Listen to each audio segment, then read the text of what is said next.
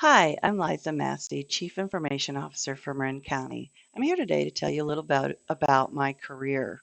I'm not a professional YouTuber, so I'll probably stumble over words and make mistakes. And like a lot of people, I'm working from my home, which means you might hear dogs barking, kids running around, or other sounds. So I apologize in advance for that. As I said, I've been working in my backyard, in my home office, which is actually a spare bedroom, and even on the couch since the shelter in place order began. That's the real beauty of technology. It allows us to work in many ways from many places. So here's my story. I've been the CIO for Marin County for almost 2 years. I report directly to Matthew Heimel, who's the county administrator. His position is equivalent to a private industry chief executive officer. Matthew reports to the elected board of county supervisors. The supervisors are very much like a corporate board of directors. I tell you this since it's important to see that although I'm the highest level technology person at the county, I'm also a member of the executive leadership team. That means technology is at the forefront of what we do, not an afterthought, and I also have organization wide responsibilities beyond technology. How'd I get here? Well, I sort of fell into a technology career. I grew up around it. My father worked on some of the very first computers created, first in the military and then as a government employee. Those computers were giant mainframes that took up a whole room. I can remember hiding in those large disk drive cabinets as a little girl. I also had the opportunity in high school to be an intern and work in a law office that used a word processor. If you don't know what that is, it's a device somewhere between a smart typewriter and a personal computer. I was able to use it to automate their forms and billing and other things. I was even sent to training. Then I graduated high school in the 1980s when getting a college degree and moving into a lucrative job was considered important. I didn't have strong feelings about what I wanted to be when I grew up, so I chose computer science. In the College of Business, though, not engineering or building computers. I paired it with a accounting degree since that's where the high-paying jobs were going. After I graduated from a small but technologically progressive university, I worked for a year as an accountant. I found it to be very, very boring. No offense to any accountants out there, so I left. Even though jobs weren't easy to find then, I was lucky and was hired in an entry-level technical job with a local government. That job changed the trajectory of my career in two ways. First, I remember talking with the head of the department when I was offered the job. He said I would initially work in a new team that was deploying, training, supporting, coding, and other things for these new things called personal computers. He said he didn't think they would catch on in the workplace, so the fallback was I could become a mainframe programmer. Well, I think we know how that worked out. For me, though, it meant that I was often on the front line of innovation. The second impact of that first job in technology was my commitment to work for government. I've worked for over 30 years, either directly in state and local government or as a government consultant.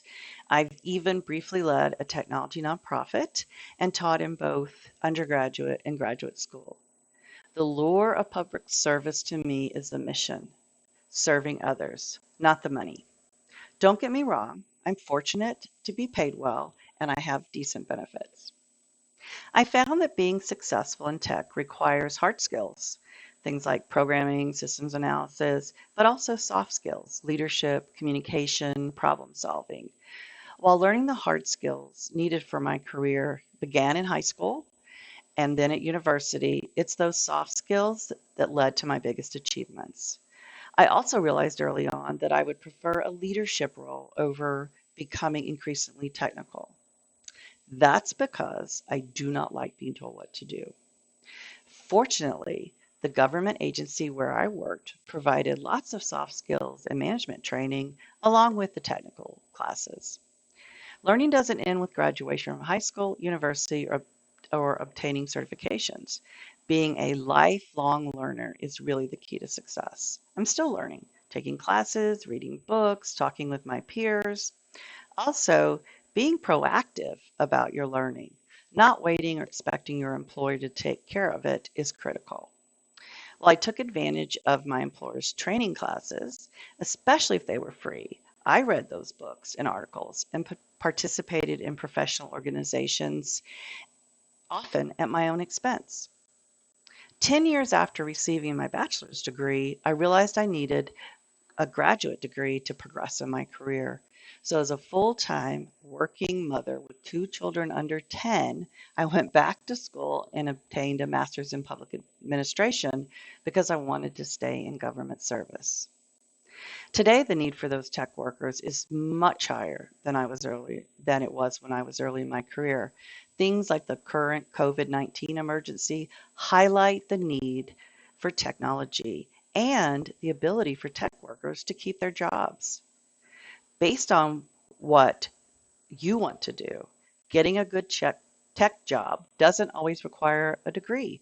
There are numerous ways to get into a tech career today.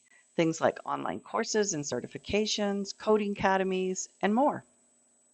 Despite the growing number of tech workers, diversity is still lacking. That's why I wanted to do this video today to inspire you to a technology career path. At the university in the mid 1980s, I was often the only female in my class. In the last year, I was also the only female to visit Microsoft with a group of California county tech leaders, and the only female more than once in a conference session. That's outrageous for it to continue nearly 40 years more. While government agencies tend to be more inclusive and have diversity, women and minorities are still woefully underrepresented, even here in California. I grew up in the South, where diversity still isn't what it should be. I came to California for a job in Silicon Valley about 10 years into my career after I got my master's degree. I fell in love with Northern California. One of the reasons was the diversity and inclusion that I found.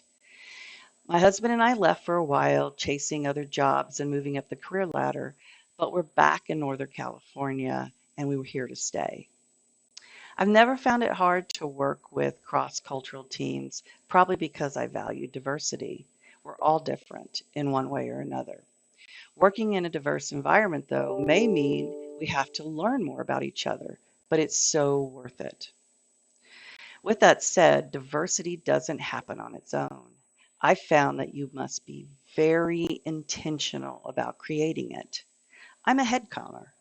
What that means is wherever I work, whenever I'm at a conference or an event, or even when I go to my children's school functions, I'm looking around at the breakdown of gender, ethnicity, and other things.